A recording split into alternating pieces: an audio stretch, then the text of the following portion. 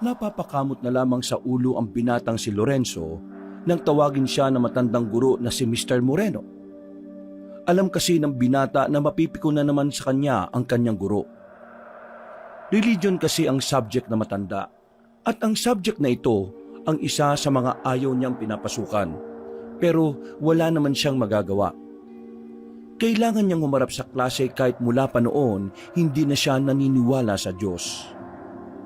Ikaw, Lorenzo, ano sa tingin mo ang maaaring gawin ng isang binatang katulad mo upang mas mapalakas pa yung kanyang pananampalataya sa Panginoon?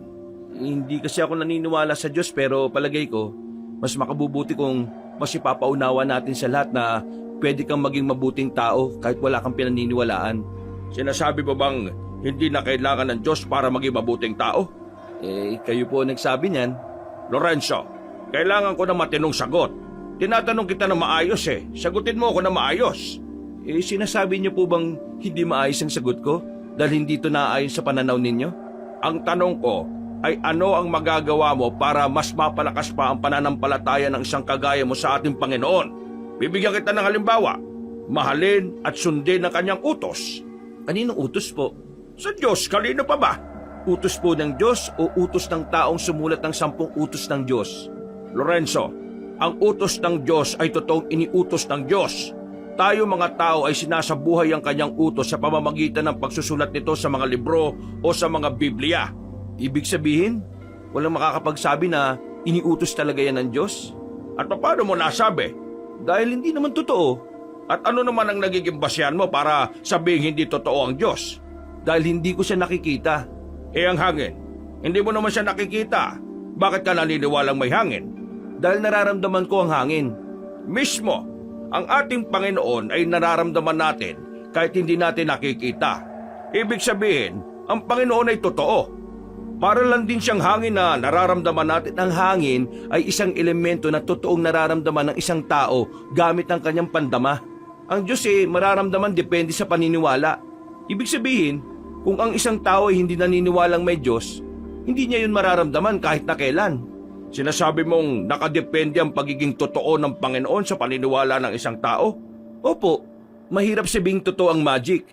Kung naniniwala ka na ang magic ay kagagawan lang din ng taong gustong manlinlang ng mga uto-uto. Lorenzo, hindi ka ba naturuan ng mga magulang mo na igalang ang mga usaping relihiyon? Patay na po sila Pero bago sila namatay, naturuan po nila kami ng mga kapatid ko na igalang ang paniniwala ng iba. At kung sakaling ipipilit ng iba ang paniniwala sa akin, may karapatan akong magayag din ng sarili kong paniniwala. At dito napapasok ang tinatawag nating paggalang sa opinyon ng isa't isa. Gusto mong igalang namin ang paniniwala mo pero sinasabi mong walang Diyos sa mismong harapan namin?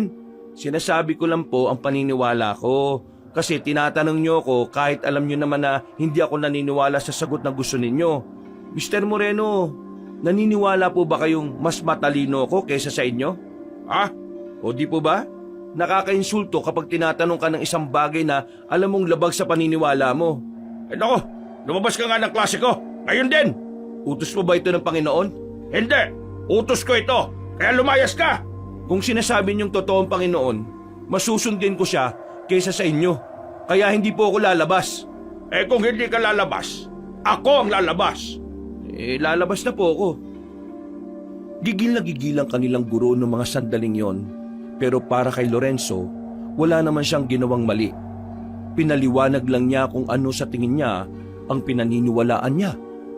Ang ganong klaseng pag-uugali ang madalas kainisan sa kanya ng mga tao dahil hindi siya naniniwala sa paniniwala ng nakararami. Ang tingin sa kanya ng mga tao ay masama. Pinuntahan na lamang ni Lorenzo ang room ng kanyang kakambal na si Martino. Sa tapat na lamang siya tumambay. Mag-uuwian na rin naman nila kaya minabuti niyang hintayin na lamang doon ng kapatid.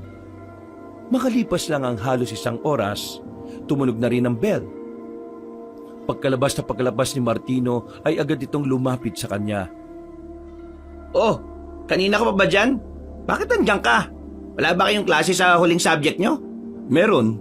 Pinalabas ka na naman siguro ni Mr. Moreno, no? Ganun na nga nangyari.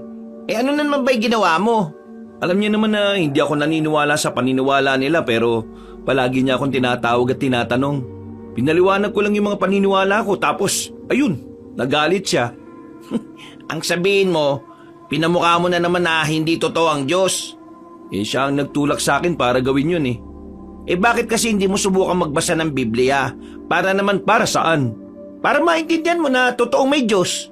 Ay nako, kung ipipilit mo na naman yan, tatagal tayo ng 5 oras dito sa kinatatayuan natin. Naku, bahala ka nga. Tara na.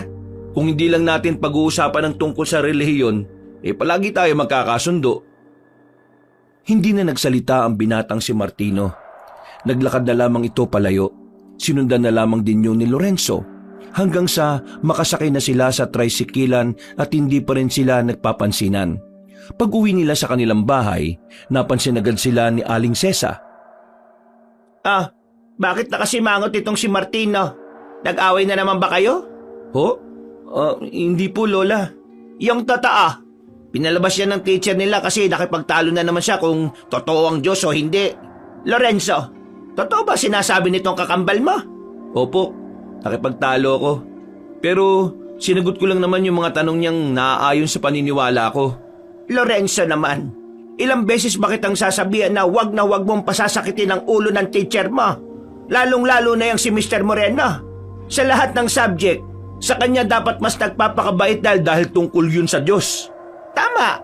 Na kung saan hindi ko naman pinaniniwalaan. Bakit ba hindi ka naniniwalang may Diyos? Pinalaki ko naman kayo ng maayos kahit ako lang mag-isa. Hindi ko naman kayo tinuruan na maging masama Bakit po? Pagiging masama po bang maging kagaya ng paniniwala ko? Hindi naman sa ganon. Ang sinasabi ko lang naman, ginawa ko ang makakaya ko para lumaki kayong malapit sa Panginoon. Pero ikaw, hindi ko alam kung anong nangyari sa iyo. Kung nakikita niyo po ba bilang sakit ang pagiging kagaya ko, huwag kayong mag-alala. Hindi ko po kayo hahawan. Uy! Maayos ka nga sa mga sinasabi mo. Nawawalan ka na ng galang Kailangan ko nang pumasok. Nangangati na pa ako. Bumuntong hininga na lamang ang matandang si Sesa. Dumiretso naman si Lorenzo sa kanyang silid. Agad niyang hinubad ang kanyang sapatos at saka humiga sa kama.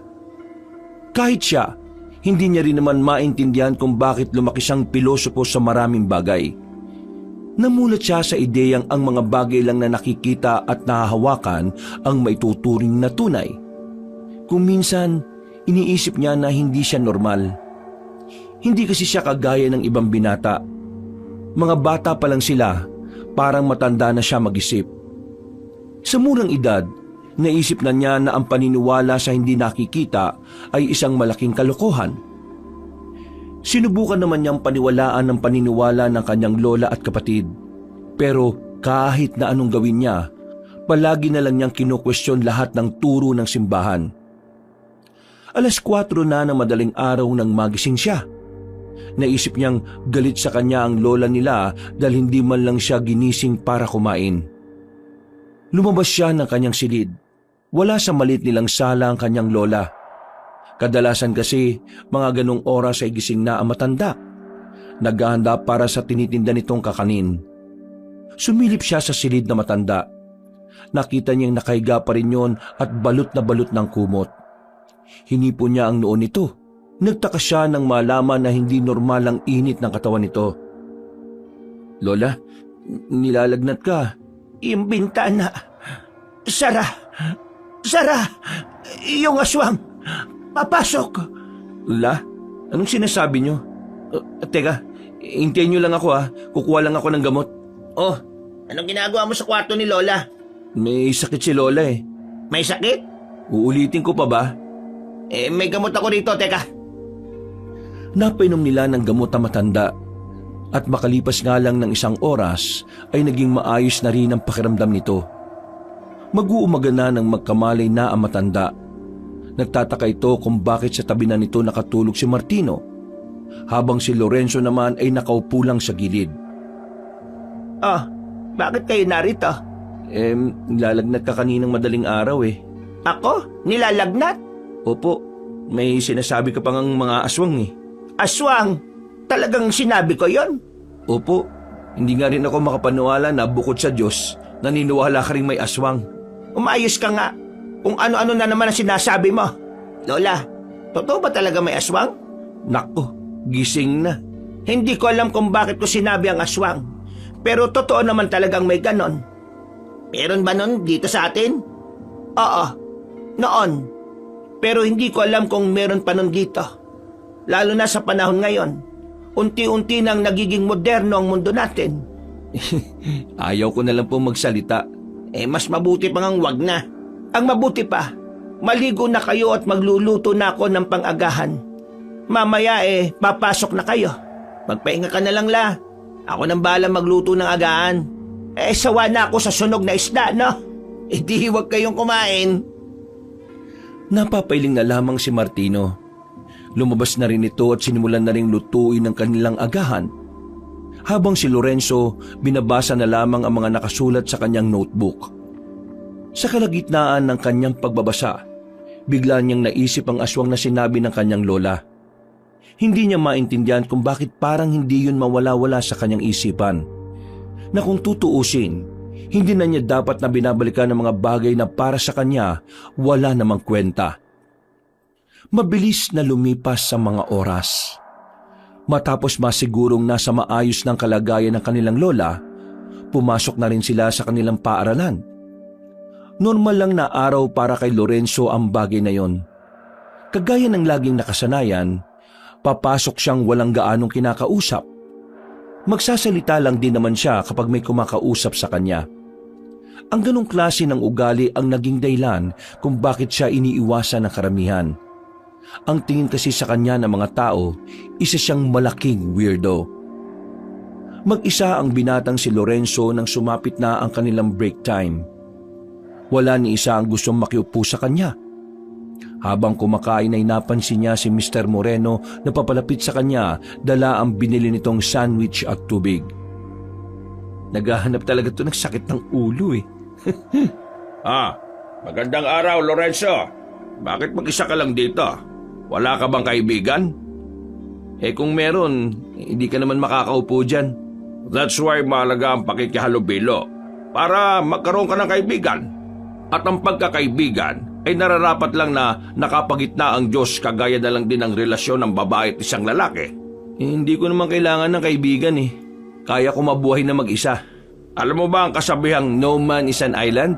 Kasabihan niya ng mga taong takot mabuhay na mag-isa.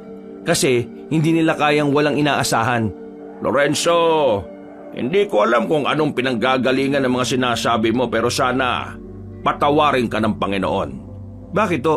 Wala naman akong ginagawang mali Ang hindi manampalataya sa Kanya ay isang malaking pagkakamali. At ang guluhin ng utak ng may mga sariling paniniwala ay hindi pagkakamali? Alam mo, kakainin ko na lang itong pagkain ko. Pwede ba akong umupo rito?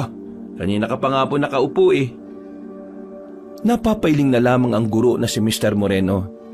Sa hindi inaasahang pagkakataon, napansin niya ang bagay na nasa kamay ni Mr. Moreno. Isang pulseras na may palawit na tatsulok. Kakaiba ang disenyong yon para kay Lorenzo, pero hindi na lamang niya pinansin. Mabilis na nagdaan ang mga oras, dumating na nga ang 5:00. Pagtunog pa lang ng bell ay nag-uunahan na agad ang mga estudyante sa paglabas. Habang naglalakad, napayuko na lamang siya nang makita ang binatang si Emil. Nakilala niya lamang ito sa isang event sa kanilang school. At mula noon, palagi na siya nitong kinakausap. Uy, Lorenzo! Long time no see Seryoso? Araw-araw mo akong ginugulo, no? May gagawin ka ba mamaya? Gusto mo sumama? Ayoko. Sama ka na, minsan lang naman Bakit mo ba ako sinasama? Kasi magkaibigan tayo. Sino nagsabi? Ako! Wes, nagkakamali ka. Bigla siyang inakbayan ni Emil dahil dito ay napansin na niya ang suot-suot nitong pulseras na kagaya ng kay Mr. Moreno. Nagsalubong ang kanyang kilay at saka inalis ang braso ng lalaki. Magsyota ba kayo ni Mr. Moreno? Huh? Wala. Uy, sandali lang! Sama ka na sa amin! Mag-ghost hunting kami! O pwede ring aswang hunting! Napatigil si Lorenzo. Narinig na naman niya kasi ang salitang aswang. Medyo iritado na siya sa bagay na yon, pero hindi niya alam kung bakit parang interesado siyang pag-usapan yon. Gaano katotoo ang aswang? Gaano ka totoo? Kasing totoo ng dibdib ni Ma'am Dina. Siya ka rin pala sa nagpapantasya sa kanya, ha? Iba na lang kausapin mo. Hindi ako interesado. Eh bakit? Sino bang hindi magkakagusto kay Ma'am? Maganda, sexy, matalino, matangkad, at maputi, di ba? Parang mas masarap pakinggan yung aswang kaysa sa mga sinabi mo eh. Hindi na hinintay pa ni Lorenzo na makapagsalita ang lalaking si Emil. Naglakad na rin ito ng mabilis. Hindi sila nagsabay umuwi ni Martino nung hapon na yon. Hindi pa rin kasi sila nagpapansinan. Habang naghihintay siya ng tricycle sa terminal, nakita niya ang babaeng guro na si Dina na nag-aabang din pala ng masasakyan. Sa hindi inaasahang pagkakataon, napansin niya ring may suot ng pulseras ito. At ang pulseras na yon ay kagayang-kagaya ng kina Emil at Mr. Moreno. Ang pangit naman ang disenyo ng pulseras na yon, pero bakit kaya maraming bumibili? Iiling-iling na lamang siya. Nang dumating na ang tricycle ay agad na rin siyang sumakay. Pag-uwi nila sa bahay nila, naabutan niyang naroon na pala si Martino. Nagpapakulo na ito ng tubig at hindi pa nakakapagpalit ng damit. Anong ulam? Mukha bang ulam ang nakasalang dito? Hindi naman yan ang dahilan kaya ako nagtatanong eh. Nagugutom na ako. Wala kang katulong dito, no? Kumilos ka na mag-isa. Bakit? Nasaan si Lola? May sakit na naman. Mabigat ang pakiramdam. Mainit ang katawan. Tutulog? Kesa nagtatanong ka, bakit hindi mo nalang puntahan? Maya-maya. Lola, may sakit ka raw? Oo nga eh. Hindi ko rin alam kung bakit ako nagkasakit ulit. Ayos naman na ako kanina. Eh baka nabinat ka yata. Apo, huwag kayong masyadong kumakausap ng hindi nyo kilala. At huwag kayong basta-basta sasama sa kung sino-sino lang.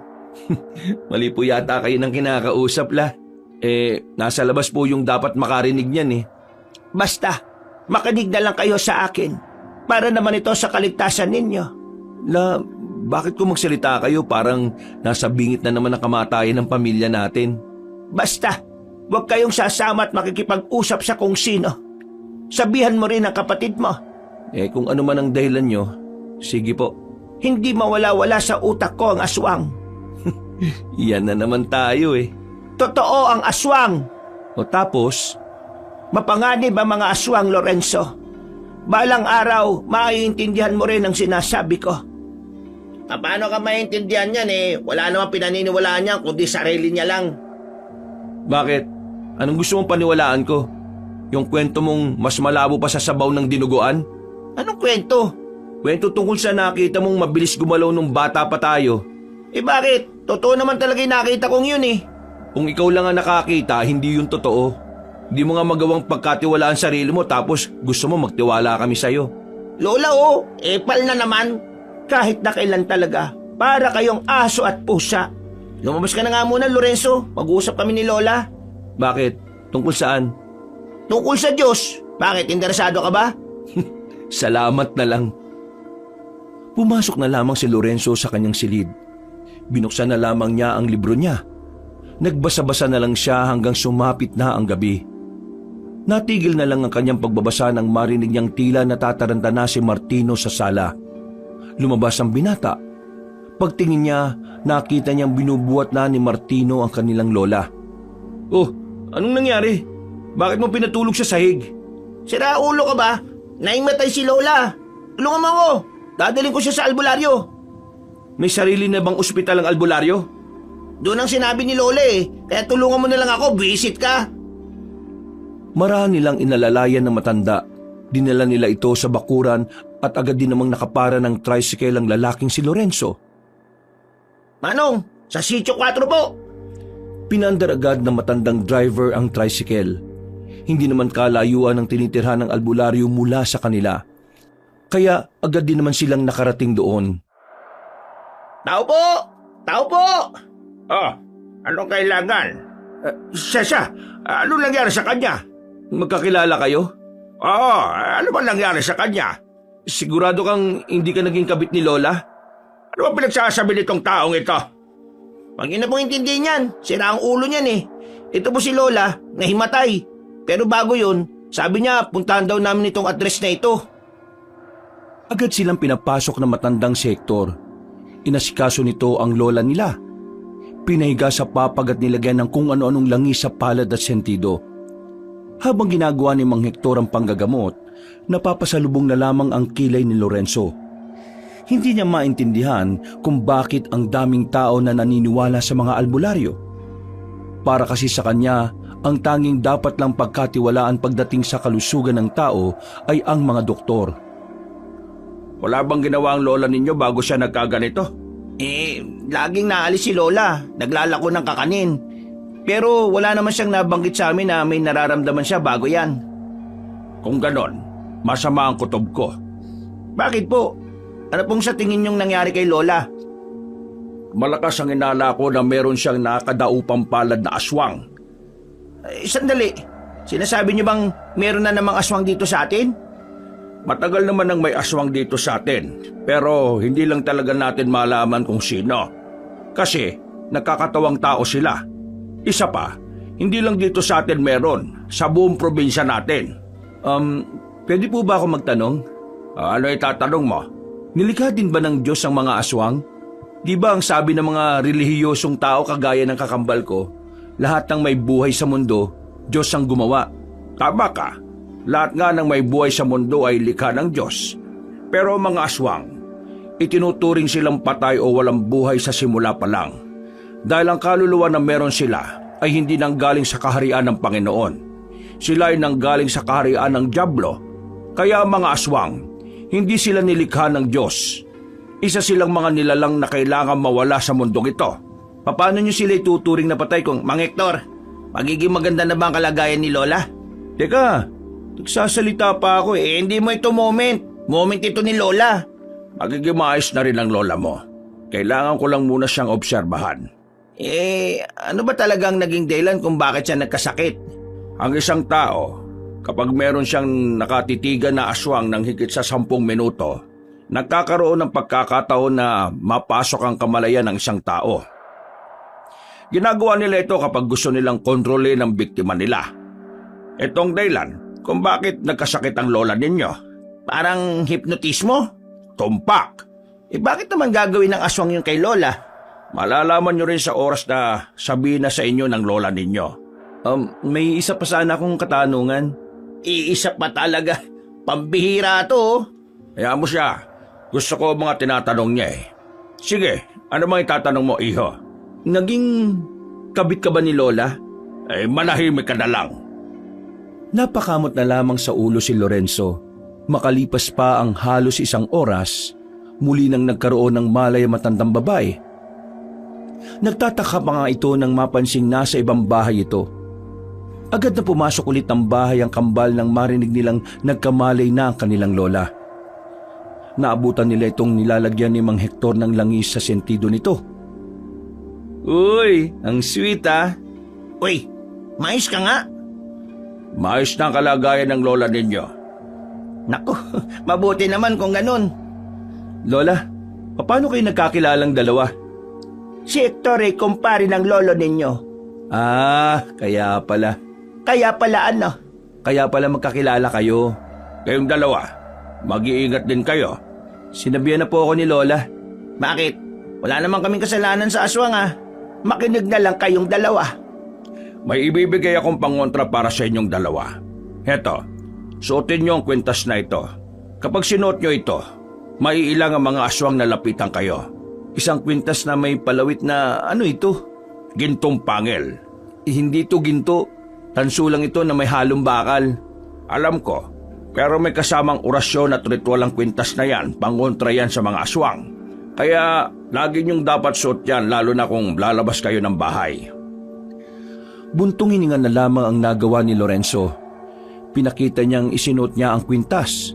Pero ang totoo, pag-uwi nila ay agad niya rin naman itong inalis sa kanyang leeg. Hindi siya naniniwala sa mga ganoong bagay. Makalipas pa ang ilang araw, tuluyan ng gumanda ang pakiramdam na matandang si Cesa. Nakakapaglako na ulit ito ng mga tinda nitong kakanin. Si Lorenzo at Martino naman ay naging abala sa pag-aaral. Nalalapit na rin kasi ang kanilang exam. Ano na naman bang kailangan mo sa akin? Wala naman. Gusto lang kitang samahan kumain eh. Bawal ba? Hindi naman bawal pero ayoko. Ano? Di ka pa rin masasama sa aswang hunting? Hindi ko pala tapos dyan sa bagay na yan. Kulang pa kasi kami ng isa eh. Ayoko nga. Bakit ba kasi ayaw mo? Hindi mo ba nababalitaan? Ang alin? Si Ma'am Dina buntis? Hindi totoo yun. Hindi yun. Ang alin nga? Sa ibang level, may mga nawawalang estudyante. 4 na nawawala mula nung Lunes. Saan mo naman nabalitaan yan? Wala nga kumakalat na ganyan dito sa school natin eh. Narinig ko sa faculty. Tapos tatanungin mo ako kung nabalitaan ko? Basta, ayaw kong sumama. At baka pati ako mawala rin. Hindi naman ako kidnapper ah. Hindi nga, pero parang. Tapos ka na agad kumain. Wala pang bawas yung pagkain mo ah. Hindi pa ako tapos. Lilipat lang ako ng upuan. Kaya huwag mo na akong sundan bago pa ako mawalan ng gana. Mag-isang kumain ang binatang si Lorenzo sa sulok. Sanay naman na siyang walang kasabay. Sadyang si Emil lang naman talaga ang nagpupumilit na kaibiganin siya. Habang nanguya, napapaisip siya kung ano nga ba talaga ang nangyari sa mga estudyanteng nawawala. Hindi rin nila alam kung bakit parang hindi yung pinapaalam sa buong school. Tingin ni Lorenzo, ayaw ng mga namumuno na madungisan ang pangalan ng paaralan nila. Natapos na rin ang break time. Bumalik na si Lorenzo sa kanilang silid.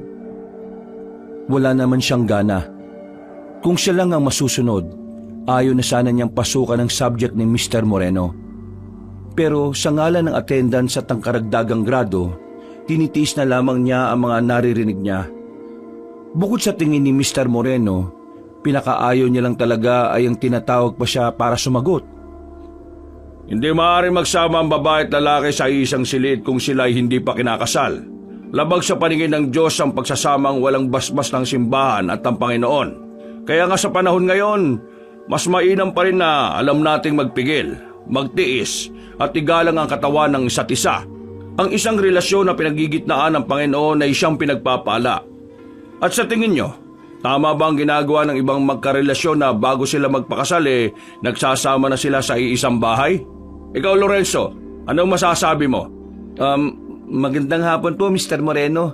Seryoso po ba kayo na ako ang gusto niyong sumagot sa katanungan na yan? Oo naman. Bakit naman hindi? Parte ka ng klaseng ito. At tingin ko, marami naman kaming matututunan sa iyo.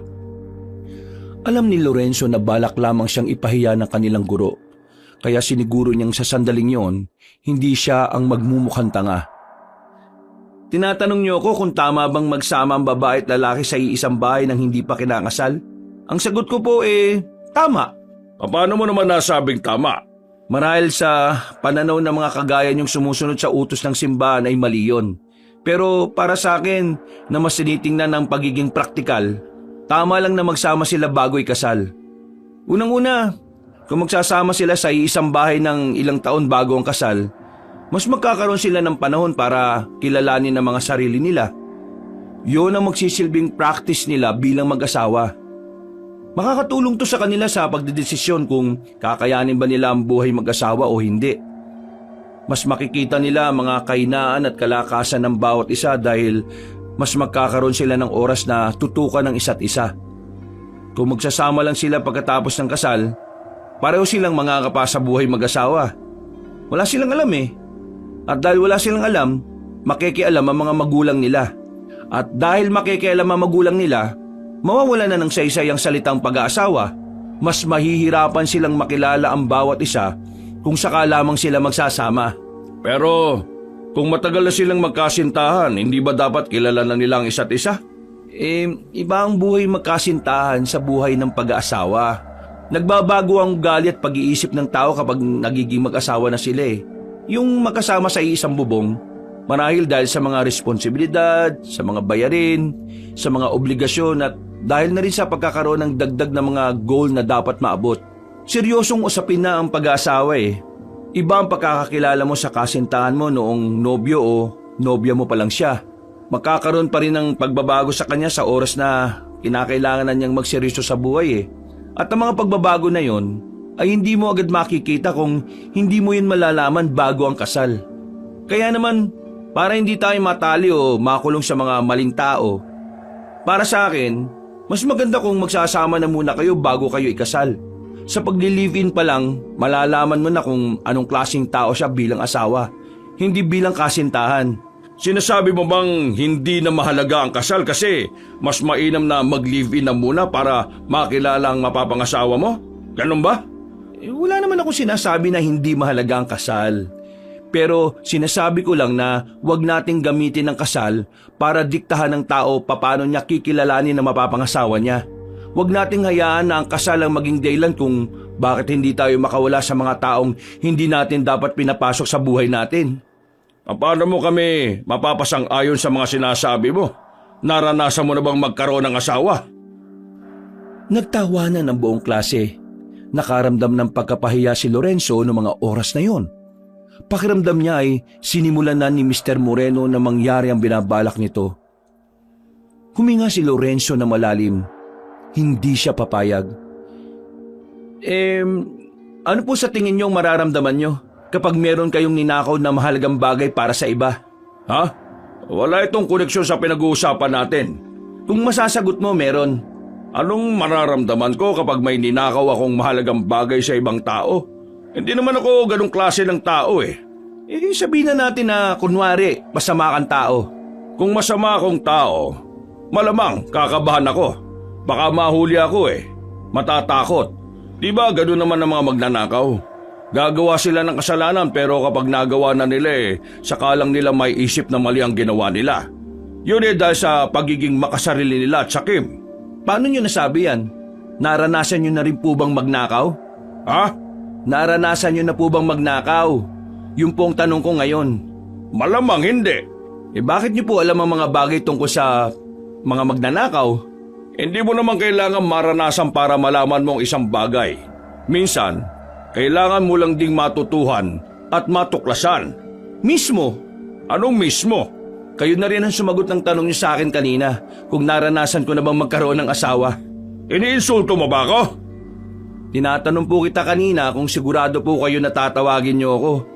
Wala akong ginagawang masama. Sinasagot ko lang ang mga tanong ninyo nang hindi naaayon sa mga sagot na gusto niyong marinig. Uupo na po ako. Okay lang po ba?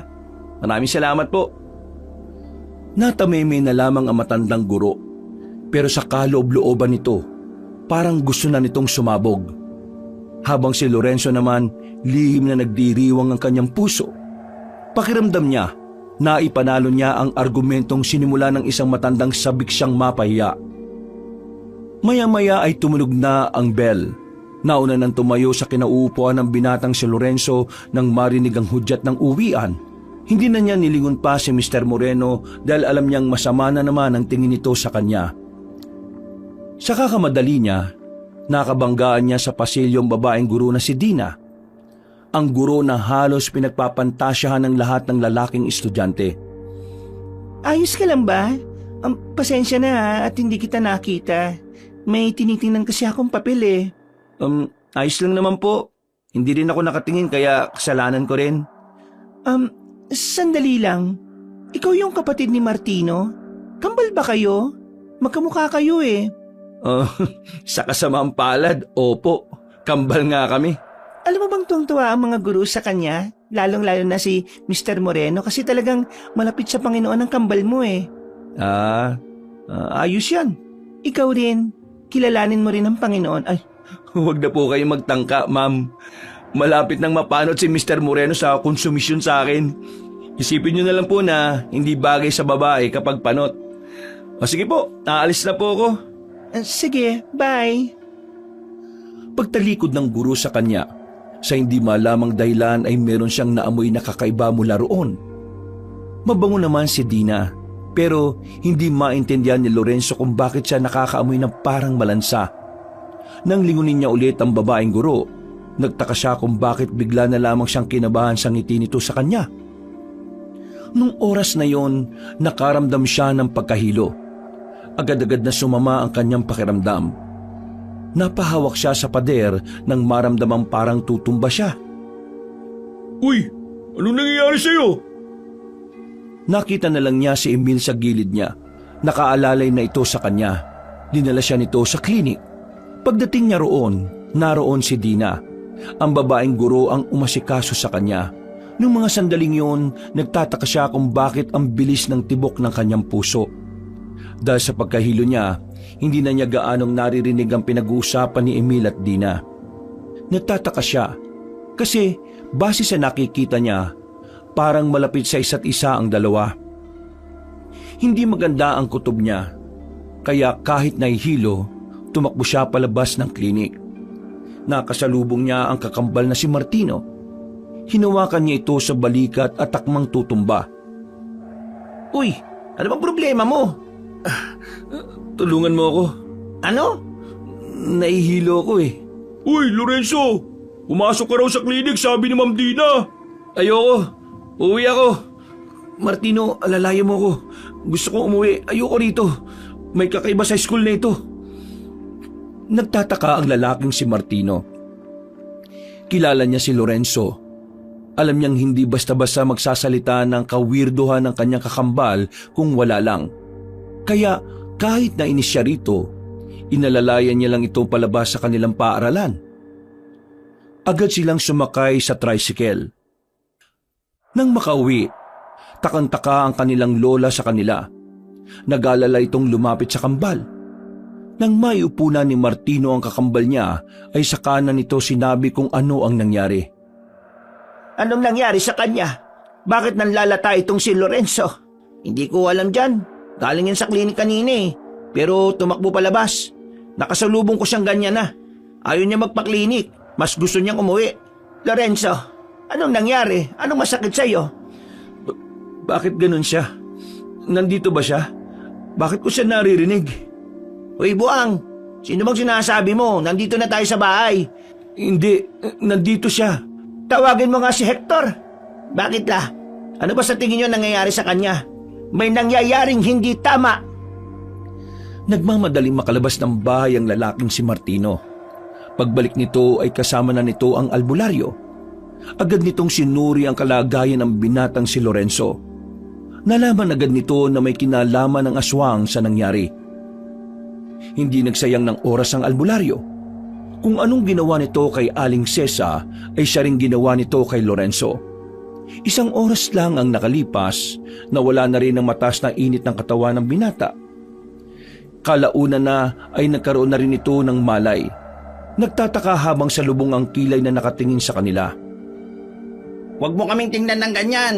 Tinulungan ka namin para gumaling ka. Gumaling? Ano bang nangyari sa akin? Inuwi ka ni Martino ng mataas ang lagnat mo. At may mga sinasabi ka sa amin na hindi namin maintindihan. Gaya ng alin? Sabi mo, nandito siya kasi naririnig mo. Sino? Aba, ewan ko sa iyo. Iho, naalala mo ba mga nangyari bago ka nagkasakit? Baka may aswang kang nakadaupang palad. Wala akong aswang na nakadaupang palad kasi wala namang aswang. Isipin mong maigi. Bago ang nangyari, ano ang mga naalala mong tingin mo ay weirdo? Sino yung huli mong nakausap? Sandaling napaisip ang binatang si Lorenzo. Bigla na lamang bumalik sa isipan niya ang babaeng si Dina. Sa hindi malamang dahilan, bigla siyang nakaramdam ng kaba na hindi naman niya alam kung saan ang gagaling. Yung huli kong nakausap? Anong meron? Malaki ang tsansa na ang huli mong nakausap, siya ang aswang na balak kang kunin. Si Martino lang yung huli kong nakausap habang nasa tricycle kami. Buang, nanlalata ka na nun. Ang sinasabi ni Mang Hector, yung huli mong nakausap bago ka magkaganon. Hindi ko maalala eh. Nagkaila na lamang ang binatang si Lorenzo. Bukod kasi sa hindi naman siya naniniwalang may aswang, gusto niya rin munang malaman kung ano ang kakaiba sa gurong si Dina. Hindi ko talaga maalala eh. Huwag mo nang piliting maalala kung hindi mo talaga maalala. Hayaan mo na. Malalaman ko rin sa susunod na araw kung sino ang mga aswang dito. Marami ba sila, Mang Hector? Isa silang grupo. Pero hanggang sa ngayon, hindi ko pa rin alam kung sino-sino sila. Nanahimik na lamang si Lorenzo ng mga sandaling yon. Wala siyang interes na pakinggan ang mga sinasabi ni Mang Hector. Mas pinili na lang niyang magpahinga sa kanyang silid kaysa maniwalang totoo ang mga aswang. Habang nagpapahinga siya, pumasok sa silid niya ang kakambal na si Martino. Salubong ang kilay ni Lorenzo. Oh, anong kailangan mo? Alam kong may hindi ka sinasabi. Gaya ng ano? Gaya ng kung sino ang huli mong nakausap. Sabihin mo. Ang kulit mo. Sinabi ko na sa'yong hindi ko maalala. Nung nasa biyahe tayo pa uwi, narinig kong sinabi mo ang pangalan ni Ma'am Dina. Ha? Sinabi ko yun? Ang sabi mo, naririnig mo siyang nagsasalita, pero nasa biyahe na tayo nun. Ibig sabihin lang nun, nakakausap mo si Ma'am Dina. O ano ngayon? Ibig sabihin, aswang si Ma'am Dina? Paano naman magiging aswang si Ma'am Dina malapit yun sa Diyos? Siya nga yung huli kong nakausap eh. Di ba sinasabi na matanda kanina kung sino yung huli kong nakausap? Aswang yun? Meron ka pa bang ibang nakausap? Kasi imposibleng si Ma'am Dina yun eh. Kung wala ka nang sasabing matino, alam mo, mabuti pa umalis ka na lang. Oy, field trip natin sa susunod na linggo Sasama ka raw, sabi ni Lola. Hindi ka pwedeng humindi. Nakapagbayad na ako kanina. Jesus, pambihira. Alam mo namang ayaw ko sa maraming tao eh. Di sana, hindi ka na nag-aral. Napapailing na lamang si Lorenzo. Humiga na lang siya, nakatingin sa kisame. Napapaisip kung ano nga ba talaga ang nangyari at bakit bigla na lang siyang nanlanta. Makalipas ang maraming araw, dumating na rin ang kanilang field trip. Dahil ayaw naman ni Lorenzo nang manghinayang ang kanyang lola, pinilit na lang din niyang sumama. Saka malas-malasan pa, nakatabi niya sa upuan ng kakambal niya. Bakit ba kailangan dito ka pa umpo sa tabi ko? Bakit? Gusto mo bang nakaupo ko sa bubong? Kung pwede lang eh. Di ka na nga sana kasama eh. Yun nga ang gusto ko, di ba? Sus, kunwari ka pa. Oh, anong klaseng libro yan? Bakit mo tinatanong? Kasi gusto ko malaman. Libro to na bigay ni Mang Hector sa akin. Tungkol ito sa mga aswang. Lumang libro. Pero maganda raw ang kwento rito kasi totoong nangyari. Naniwala ka naman. Siguro kaya ka ganyan kasi ang layo ng loob mo sa Diyos no? Di ganyan pala ang ugali ng malapit sa Diyos. Pakialamero. Uy, kwentong aswang yan Pwede ba, Hiram? Di naman tayo close Bumalik ka na nga sa upuan mo. Ay, sorry. Akala ko kasi si Lorenzo Seryoso ka ba? Alam niyo ba, may nakita na kaming aswang nitong nakaraang gabi. Totoo ba yan? Ayaw niyo maniwala. Sumama kayo sa amin bukas ng gabi. Tuturo namin sa inyo kung saan namamalagi yung mga aswang. Mas maniniwala pa akong hindi ka naligo bago pumunta rito kaysa sa aswang na yan. Ay, bumalik na kayo sa upuan niyo at baka matumba pa kayo. Malas. Bakit si Mr. Moreno pa guardian natin? Hindi naman natin advisor yan. Sa mga lumipas na oras kung saan-saan sila nagtungo, lahat ng kilalang pasyalan ay napuntahan na nila. Bandang 6:00 ng gabi, tumigil na sila sa isang malawak na kapatagan na napapalibutan ng matataas na puno. Sa parting yun sila maglalatag ng mga camping tent. Mga bandang 11:00 ng gabi, nagsimula na ang mga aktibidad na kanilang gagawin, habang si Lorenzo nanatili lang sa loob ng tent niya. Nakatanaw lang sa mga yon at tamad na tamad. Wala naman akong gagawin dito, bakit pa ako sumama? Oh, Lorenzo, bakit ka nandyan? Ayaw mo bang sumali ron? Napalingon ang binata nang marinig niya ang tinig ni Dina sa gilid. Nakita niya ang babaeng guro na nakatingin sa kanya habang malapad ang ngiti. Sa hindi na naman malamang pagkakataon, naramdaman na naman niya ang kaba. Hindi siya tumingin sa babae. Bigla na lang kasi siyang nagkaroon ng kaisipan na baka maulit na naman ang nangyari. Wala akong gana Bakit naman? Kung ayos lang po, huwag niyo po muna akong kausapin. Gusto ko pong mapag-isa Sige, walang problema. Pag-alis ng babae, naamoy na naman niya ang lansa na nagmumula roon. Pero sa pagkakataong ito, hindi na siya nakaramdam ng pagkahilo. Hindi niya lang maamin sa sarili pero may kutob na rin siya na hindi pangkaraniwan ng babae.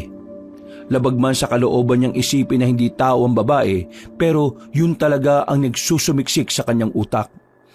Sumpa ba to? Sumpa ba na maramdaman kong malapit na akong maniwala na may aswang? Noong mga sandaling yon, unti-unti na rin niyang tinitingnan ang anggulo na baka nga aswang si Dina. Iniisip na lang din niya na ito ang tamang pagkakataon para mapatunayan kung mali siya at tama sila Martino na totoo ang mga aswang. Kapag napatunayan kong totoo ang aswang, baka maniwala pa ako na totoo ang Diyos. Natulog na lamang si Lorenzo ng mga sandaling yon. Nagising siyang dakong 2:00 na ng madaling araw. Pagtingin niya sa gilid niya, nakatulog na pala ang kanyang kakambal sa gilid. Sumilip siya sa labas. Tulog na rin ang lahat. Tahimik na ang paligid. Pero nakita niya si Dina na nagmamadaling naglalakad na parabang meron itong pinagkakaabalahan. Sa ganung oras, para kay Lorenzo ay nakakapagtaka yun. Kaya naman hindi na rin niya napigilan ng sarili na sundan ng babaeng guro. Anong gagawin nun sa gubat? Kahit na mag-isa lang, walang naramdamang kaba si Lorenzo. Kinakain siya ng kanyang kuryosidad. Parang hindi matatahimik ang kanyang kalooban hanggat hindi niya nalalaman kung ano ang meron kay Dina. Nakapasok siya ng gubat. Madilim, tanging sinag lamang ng buwan ang nagsisilbing liwanag niya sa daan. Nakakainis. Bakit ko ba ito ginagawa? Sa kakalakad niya, bigla na lamang niyang narinig ang tinig ni Dina na tila may kinakausap. Gumilid siya at pinakinggan ang sinasabi ng babae. May sasama natin to sa mga bagong miyembro. Ang kaso nga lang, lumaban. May dalang baril tong mga ngaso na to eh. Dinali ko na bago pa siya nakapagpaputok ng baril. Nang marinig ni Lorenzo ang mga sinabing yon ng babae, mas lalo siyang naintriga. Mas lalo siyang napaisip kung ano nga ba talaga ang meron sa guro na yon. Maraan siyang naglakad, nakayuko at todo ingat sa bawat paghakbang. Pagsilip niya sa halamanan, nakita niya si Dina. Nakatayo habang nakatingin sa buwan. Wala na ang kausap nito. Pero napansin ni Lorenzo na tila merong taong nakahiga sa lapag. Palagay niya, yun ang taong tinutukoy ni Dina ng mga ngaso. Hindi gumagalaw ang lalaki. Kinabahan siya nang mapagtanto na baka wala na yung buhay. Pero mas lalo siyang kinilabutan nang makitang bigla na lamang nilapa ni Dina ang lalaking wala ng buhay. Para itong leon na gutom na gutom. Nanlalaki ang kanyang mga mata. Sa puntong ito ay parang nakalimutan na niya ang sarili niyang paniniwala. Dahil sa nasaksihan niya, napatunayan na niyang totoo nga ang mga aswang.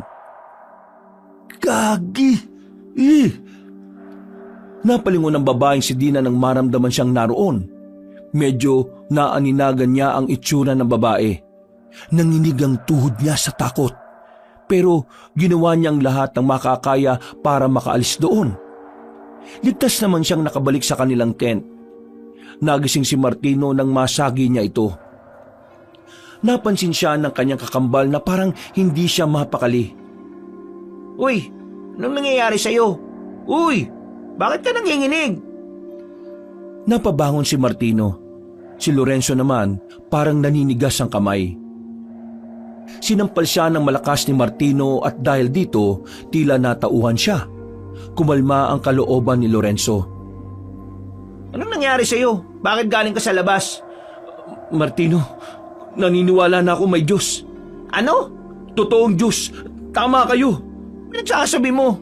Bakit? Nakita mo na ba si Jesus sa labas? Eh sabi mo maniniwala ka lang kapag nakita mo siya, di ba? Ang sabi ko, kapag napatunayan kong totoo ang aswang, ibig sabihin, totoo ring may Diyos. Eh teka, nakakita ka ng aswang? Hindi totoong hindi ko maalala kung sinong huli kong nakausap.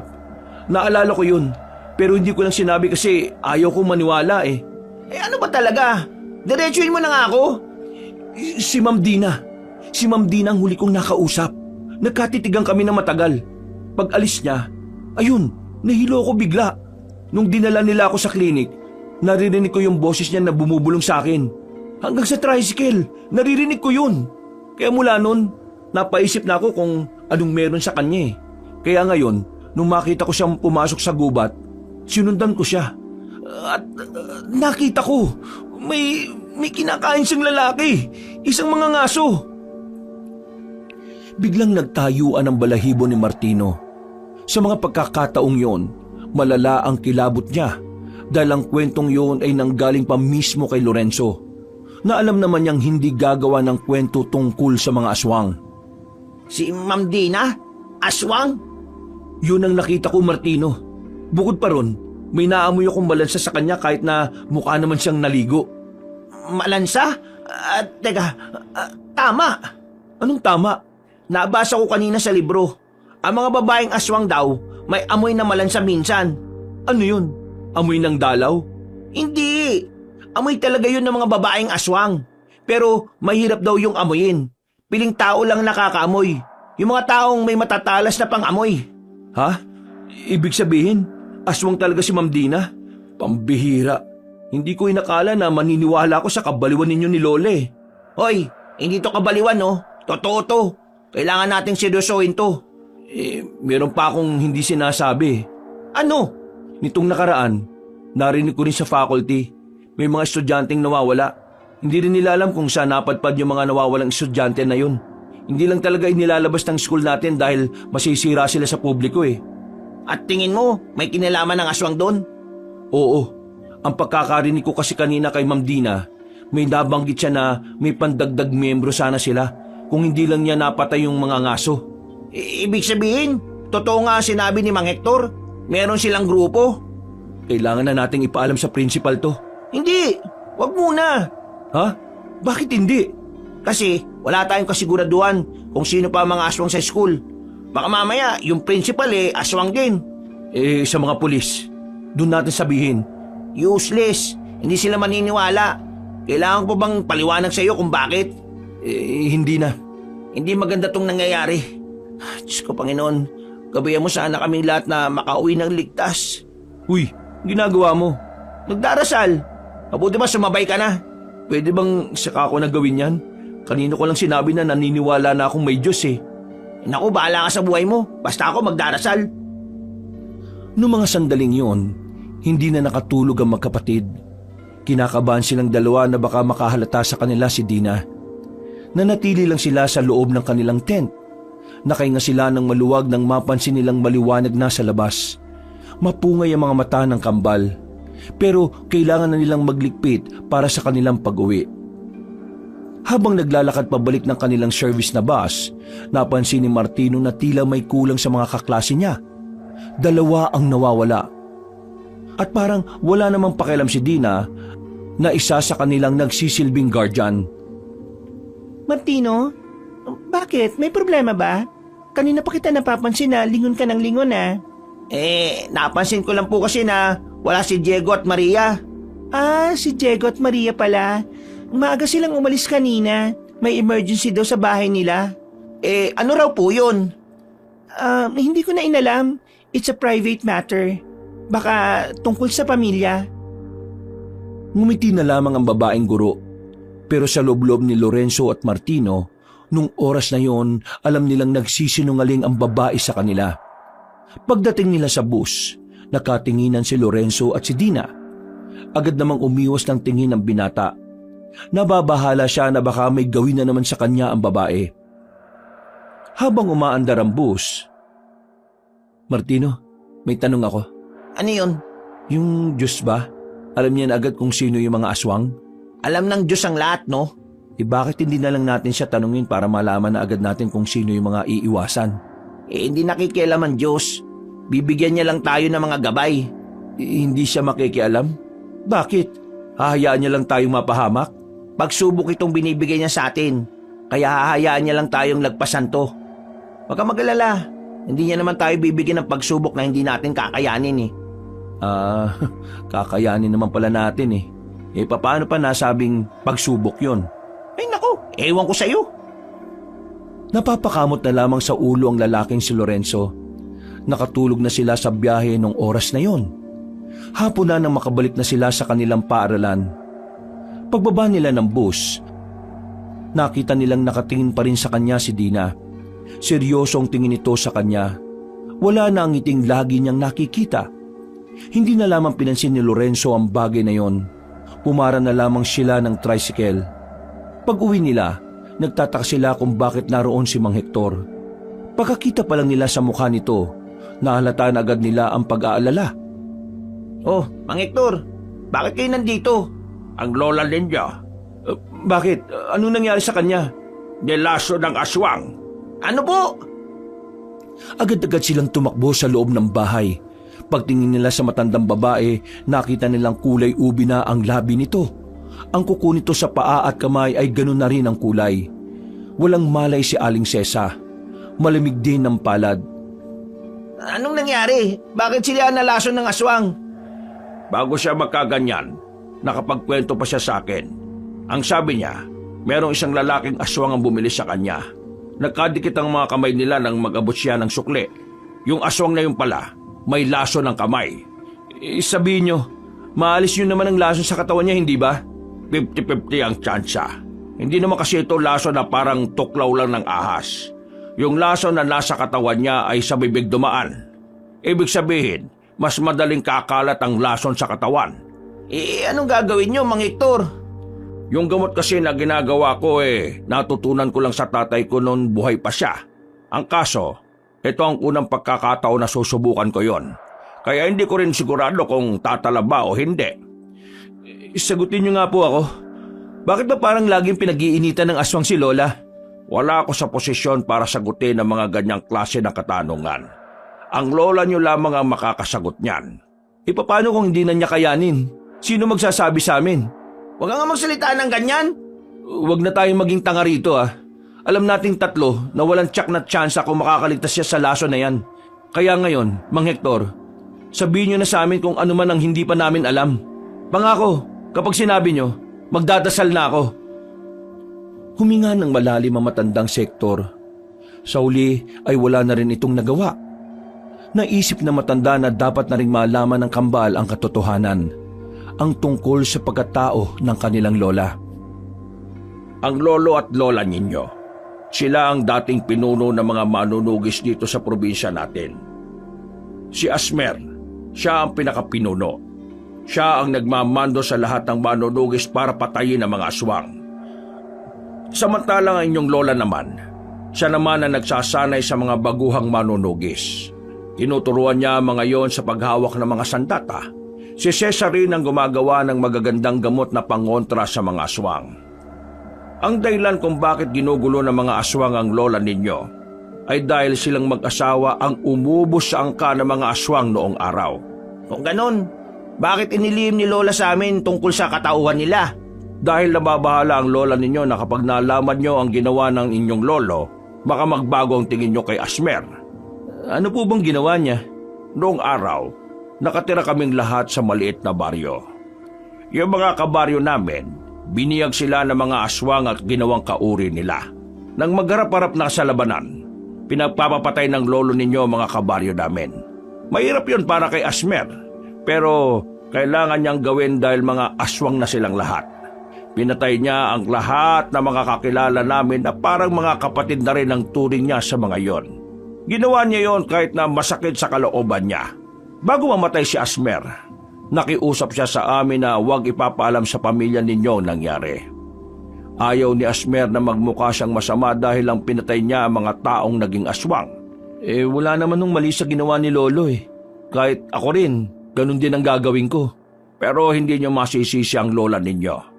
Dahil noong araw, lahat ng mga kasamahan naming manunugis ay kumalas. Sinisisi ang lolo ninyo. Nagalit silang lahat. May panahon pa raw kasi para makabalik sa pagiging tao mga aswang na yon, pero pinili niyang paslagin. Ang totoo, huli na ang lahat para sa mga kabaryo namin. Hindi na sila makakabalik sa dati dahil malakas na yanggaw ang ginawa sa kanila. Pero may iba pa bang dahilan kung bakit ayaw sabihin sa amin ni Lola ang tungkol doon? Ayaw niyang sumunod kayo sa yapak nila. Anong ibig niyong sabihin? Ayon sa talaan ng pamilya ninyo, ang henerasyon niyong dalawa ang magmamana ng nasimulan nilang dalawa. Ayaw na ni Cesar na dugtungan pa ang misyon na dapat ay tapos na. Ayaw niya kayong mapahamak. Bumuntong hininga na lamang si Lorenzo habang nakatingin sa kanyang lola na wala pa ring malay. Matapos ang pag-uusap na yon, pinalabas na rin sila ni Mang Hector. Sisimulan na nitong gamutin si Cesa. Pansamantalang umalis na muna ng bahay si Lorenzo. Naglakad-lakad siya hanggang sa makarating na nga sa maliit na simbahan sa kanilang baryo. Hindi siya pumasok sa loob. Pakiramdam niya kasi wala siyang karapatan. Kung totoo ka talaga, pagalingin mo ang lola ko. Kapag pinagaling mo siya, ipapangako kong iaalay ko ang buhay ko sa paglilingkod sa'yo. Lahat isusugal ko. pagalingin mo lang siya. Lakas ng loob kong sumugal Palibasa, alam ko naman na hindi mo naman tutuparin tong hiling ko kasi di naman ako naniniwala sa iyo Basta, kung totoo ka talagang Diyos at naririnig mo ako, pagalingin mo ang lola ko. Siya na lang ang meron kami ng kambal ko Siya ang buhay namin. Humangin ng malakas ng mga sandaling yon. Sa hindi mapaliwanag na dahilan, gumaan ang kanyang pakiramdam. Para siyang nabunutan ng tinik. Napapangiti na lang din siya. Hindi niya kasi inakala na darating ang araw na kakausapin niya ang isang lumalang na kahit kailan hindi niya naman pinaniniwalaan noon. Nilisan niya ang simbahan. Binalikan niya ang kanyang lola. Pagpasok nila sa loob, laking gulat nila sa kanilang nakita. Hindi makapaniwala ang binatang si Lorenzo nang madatnang nakaupo na ang kanilang lola. Bumalik na ang dating kulay ng kuko at labi nito. Kahit na pawis ay kitang-kita nilang masiglan na si Aling Sesa. Lola, ayos na ba kayo? Wala na bang lason sa katawan ninyo? Nasa maayos na ang kalagayan ko. Habang ginagamot ko ang lola nyo, bigla na lang nawala yung init ng katawan niya. Tapos, dumilat siya. Sabay-sabing ayos na daw siya. Tahimik lamang si Lorenzo sa gilid. Pero sa isip-isip niya, mukhang pinatunayan talaga ng Diyos na dapat siyang maniwalang may lumalang ng lahat. Pero sa kaloob-looban ng binata, masaya siya dahil nakaligtas ang kanyang lola sa tiyak na kamatayan. Pero maya-maya lang nawala ang kanyang ngiti. Sa puntong ito, nabuhay ang galit niya para sa mga aswang. Pinangako niya sa kanyang sarili na pagbabayarin niya ang lahat ng aswang. Uunahin niya sa listahan ng kanilang gurong babae na si Dina. Bago matulog, dumaan na muna siya ulit sa simbahan. Makakalahating oras na siyang nakatayo sa tapat. Hindi niya kasi alam kung papaano niya sisimulan ang pagpapasalamat. Dahil una pa lang, hindi naman talaga niya gawaing magpasalamat sa mga bagay na hindi sakop ng paniniwala niya noon. Hindi ko alam kung pinahiya mo ko nung patunayan mong totoo ka. Pero maraming salamat kasi nasa maayos na kalagayan ng lola ko. Yung usapan natin kanina, tototohanin ko yon. Tatapusin ko lang tong problemang to. Magsisilbi ako sa'yo. Ano bang pwede kong itawag sa'yo? Lord? Boss? Pre? Bro? God? Diyos? O boss na lang siguro? Boss, pasensya na kaagad kung magiging masama muna ako bago mo ako maging tagapagsilbi Ilangan ko lang pagbayarin yung mga aswang na nagtatangka sa buhay ng lola ko Ay, siya nga pala. Baka pwede mo naman akong ipasa sa exam mo. Humangin lang ng malakas at saka umalis na rin siya sa tapat ng simbahan. Pagbalik niya sa bahay nila ay parang wala lang nangyari sa kanyang lola. Kahit si Mang Hector, hindi rin niya alam kung ano ang nangyari. Napapangiti na lamang si Lorenzo sa gilid. Bagay na ipinagtaka naman nila Martino. Kahit kailan kasi, hindi nila nakitang nakangiti ng ganoon kalapad si Lorenzo. Lumipas ang 3 araw. Lunes na naman. Sabik na sabik pumasok si Lorenzo. Hindi dahil gusto niyang matuto sa mga bagong pag-aaralan, kundi dahil gusto niyang makita ang babaeng si Dina. Uy, ang bilis mo naman maglakad. Para kang kabayo Para lang sa kaalaman mo, ang kabayo hindi mabilis maglakad. Mabilis siyang tumakbo. Sus, dami mong alam. Kesa naman wala, no? Pag-akyat nila sa 2 palapag, nagiwalay na rin sila ng landas ni Martino. Magkaiba kasi sila ng silid. Pagpasok pa lang ni Lorenzo, gusto na niya kagad mag-uwian. Gusto niya kasing kumprontahin ng babaeng si Dina. Gusto niyang ipaalam sa babae na alam na niyang tinatago nitong sikreto. Bagot na bagot at tamad na tamad sa pakikinig ang binatang si Lorenzo. Bukod kasi sa hindi niya trip ang nagtuturo, napag-aralan na niya yon. Pero wala siyang magagawa kundi ang makisama. Hanggang sa nagbel na hudyat ng uwian. Yun, sa wakas, uwian na. Hindi pa nakakapagpaalam ang kanilang guro ay agad na rin siyang lumabas. Habang naglalakad, inihahanda na niya ang ballpen sa bulsa. para kung sakaling biglang magbago ng anyo ang babaeng si Dina, madali niya itong masasaksak. Boss, rinig mo ba ako? Ikaw nang bahala sa akin, ha?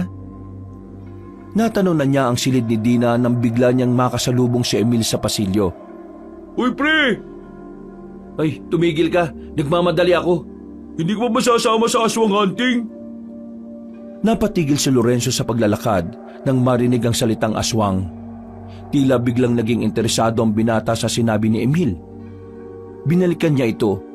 Tumingin-tingin sa paligid bago nagsalita. Alam mo kung saan may aswang? Oo, kaya nga sumama ka na sa amin. Mamayang gabi. O saan magkikita-kita? Dito lang din sa tapat ng school natin. Alas 10. O sige, sasama ako. Pero sa ngayon, hayaan mo ako. Nagmamadali ako eh. Huy, ayos! Nang marating na ni Lorenzo ang room ni Dina, nagtaka siya dahil wala man lang katao-tao sa loob. Nung unay inakala niyang baka maagang nagpalabas ng estudyante ang babaeng guro. Hanggang sa narinig na lamang niya ang tinig ni Mr. Moreno. Anong ginagawa mo sa harapan ng silid ni Miss Dina? Gusto ko lang sana siyang makausap eh. At tungkol naman saan? Sekretary po ba kayo ni Ma'am Dina? Hindi. Pero bilang isang guro na gaya niya, Babalik na lang ako bukas. Sana maabutan ko na lang siya. wala na rito si Miss Dina. Anong ibig niyo sabihin? Hindi na siya papasok dito kahit na kailan. Bakit? Anong dahilan? Sa pagkakarinig ko, pinauwi na siya ng asawa niya sa Maynila. Taga Maynila siya? Kaya ako may ipapasabi ka sa kanya, pwede naman ako na magsabi. Meron naman akong numero niya eh. Pwede ko siyang hindi na. Kailan mo ba matututunan na patapusin muna ang kausap mong magsalita bago ka magsalita? Kapag nagkabuhok na kayo. Ay, siya nga pala. Naniniwala na ako sa Diyos. Wow! Magandang balita yan. Naglakad na palis ang binatang si Lorenzo. Pinunta na lamang niya ang kanyang kakambal at saka sabay na rin silang umuwi. Dahil hindi niya nakausap si Dina, hindi matahimik ang kanyang kalooban. Kaya nang matapos na silang kumain, palim siyang lumabas ng kanilang bahay. Kahit alas 8 na ng gabi, pinuntahan niya pa rin ang bahay ni Mang Hector. Kapihira, ginulat mo naman ako. Bakit ka ba nakatayo dyan sa gilid para kang engkanto? Hindi ko hinakala na magugulat ka pa rin kahit wala naman akong ginagawa. Ano bang ginagawa mo rito? Ikaw lang ba mag-isa? May nakikita ka bang iba? O baka nakikita mong kasama ko si Boss? Sinong boss? Si Boss, ang nakakaalam ng lahat. You know, sa taas. Alam mo, Lorenzo, masaya akong naniniwala ka na may Diyos. Pero pwede ba? Diretsahin mo na ako kung may kailangan ka. Gusto kong bigyan niyo ako ng sandata. Sandata? Kaya anuhin mo naman. Gusto kong pumuksa ng aswang eh. Sinasabi mo bang gusto mong sundan yung yapak ng lolo at lola mo? Wala naman akong sinasabi. Di kita matutulungan dyan. Bakit naman? Ayaw niyo bang mapuksa ang mga aswang? Bago mamatay ang lolo mo, nangako ko sa kanya na hanggang sa kanila na lang ang pagiging manunugis ng angkan ninyo. Hindi niya gusto na pati ang mga apo niya malagay din ang buhay sa panganib. Pero aminin man natin o hindi, kailangan natin patayin ng mga aswang. At wala nang ibang gagawa nun kundi kaming dalawa ni Martino. Gusto mo ba talagang maging manunugis? Sabihin na lang natin na gusto ko lang talagang iganti si Lola. Mang Hector, kailangan mo akong tulungan. Ilang estudyante na ang nawawala sa school namin. Malakas ang kutob ko na ginawa na rin silang aswang. O kaya naman, kinain na rin sila. Bakit ngayon mo lang ito sinasabi? Siguro dahil walang nagtatanong. Pambihira. O sige, tutulungan kita. Pero sa isang kondisyon. Anong kondisyon? Huwag mong ipapaalam kay Cesar na ginagawa ko ito. Mahayayari ako ron. Kay Martino, pwede mong sabihin sa kanya, mas maganda nga kung dalawa kayong narito ngayon. Olika, pumasok ka sa loob. May papakita ko sa iyo. Tumango lang ang binata. Sa loob ng bahay, merong sikretong pintuan doon sa ilalim ng lamesa. Sandaling bumaba ang matandang lalaki. Pagbalik nito ay may dala na itong katana. Halos 1 metro ang katana na yon. At base sa disenyo, mukhang matagal na ang patalim na yon. 2 katanang ipinatago sa akin ng lola ninyo. Yung isa sa kanya. Yung isang ito, Pagmamay-ari ito ni Asmer, ang lolo mo. Pwede niyo po ba akong turuan kung paano to gamitin? Kailangan ko matutunan to ngayon sa loob ng 1 oras. Ha? Bakit may oras pa? Aalis kasi ako ng 10:00 eh. Maghahanap ako ng aswang kasama ang ilang tao na hindi ko close pero kaibigan ng turing sa akin. Hindi minamadali ang pagsasanay. Hindi mo ito matututunan ng 1 oras. Kung di niyo ako matuturuan ngayon, tingin ko kailangan ko nang umalis. Ihahagupit lang naman tong katana na to, di ba? Ay, huwag kang padalos-dalos. Sige, bye! Ay, Diyos ko naman, ang tigas ng ulo. Wala nang nagawa pa matandang si Hector nang umalis na ang binatang si Lorenzo. Nang makasakay na siya sa tricycle, bigla niyang naalala ang pangontra na kwintas. Bigay yun ni Mang Hector. Nakaramdam siya ng kaunting kaba nang mapansing wala yun sa leeg niya. Naalala nga pala niyang sinuot lang niya yun sa umpisa sabay tinanggal na rin. Pero wala na siyang pakialam. Buong buo na ang kanyang loob na harapin ang mga aswang. Hindi na siya natatakot. Hindi na siya manginginig. Dahil ang tanging tumatakbo sa isipan niya ay maiganti ang kanyang lola at mapigilan ang pagkawala ng mas marami pang estudyante sa kanilang paaralan. Maya-maya lang, nakarating na siya sa harapan ng eskwelahan nila. Oh, butit nandito ka na. Kanina pa ako naghihintay rito eh. Oh, nasaan na ibang kasama natin? Akala ko ba marami tayo? Pinauna ko na. Tagal mo kasi. Teka, ano yung dala mo? Di ba ang sabi mo maghahanap tayo ng aswang? Oo. Di eto, nagdala na ako ng panlaban ko. Ewan ko lang kung hindi mamatay ang aswang na yun. Naglakad na rin sila paalis. Ayon kay Emil, papasok sila sa kagubatan. Kahit na medyo may kaba, malakas ang loob ni Lorenzo sa mga oras na yon. Hindi siya natatakot kung anuman ang maaaring mangyari. Kanina pa tayo naglalakad Nasaan ba talaga yung mga kasama natin? Malamang nauna na sila. Kung titigil sila sa paglalakad, maabutan natin sila. Nasaan ba kasi yung sinasabi mong kinaroroonan ng aswang? Medyo malayo pa kasi. Kung tinatamad ka na, pwede naman na tayong bumalik. Di na. Nandito na tayo eh. Sigurado ka ha? Pero teka, may tatanong ako sa'yo. Anong klaseng tanong? Isang tanong na iisipan mo kaagad ng sagot. Ano nga ba yung tanong na yan? Saan mo ba talaga nakuha yung ganyang pulseras? Bakit mo tinatanong? Sagutin mo muna tanong ko. Wala, napulot ko lang to. Kaparehong kapareho kasi yan nung kay Ma'am Dini. Talaga? Baka nagkataon lang. At alam mo kung anong nakakabigla? Ano? Si Ma'am Dina, aswang. Aswang? Sigurado ka ba? Oo naman, nakita ko siya eh. Tumigil sa paglalakad si Lorenzo at hinawakan na niya ang hawakan ng katana. Humarap ito kay Emil. At ikaw? Uy, ano ginagawa mo? Bakit mo tinututok sa akin yan? Ngayon ko lang naiintindihan kung bakit gustong-gusto mo akong isama sa ganito. Kasi may dalawa kang gustong gawin sa akin. Lapain ako o gawin akong katulad ninyo. Ano ba sinasabi mo? Hindi kita maintindihan. Maamin ka na. Kagaya ka ni Ma'am Dina. Hindi ko alam sinasabi mo, no? Hindi ko nga sigurado kung totoo yung sinasabi mo tungkol kay Ma'am Dina eh. Ano ba problema mo? Huwag ka na magmaang-maangan pa. Alam ko na ang tinatago mo. Ngayon ko lang din naisip eh. Magaling ka ha. Nagawa mo akong linlangin. Para ka siraulo. Bahala ka na nga sa buhay mo. Aswang ka, Emil. Ikaw ang kasabwat ni Ma'am Dina. Kayong dalawang dahilan kung bakit may mga estudyanteng nawawala sa school natin. Huwag ka nga mambintang ha. Paano ko magiging aswang eh? Ako nga ang gusto makapatay ng aswang eh. Alam mo bang munti ka na mamatay ang lola ko dahil sa inyo? Mga salot kayong aswang kayo eh. Mabisit kayo. Dahil sa inyo, napahiya ako kay Martino. Napatunayan tuloy nilang totoo ang Diyos dahil naniwala akong totoo kayo. Ituro mo sa akin kung nasaan si Ma'am Dina. Ituro mo sa akin kung nasaan ang iba pa ninyong kasama.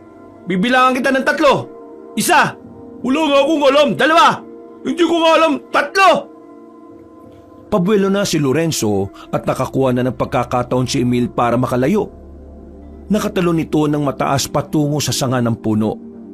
Noong mga sandaling yon, nakumpirma na talaga ng binata na ang lalaking si Emil ay tunay ngang aswang. Di inilabas mo rin ang tunay na anyo mo.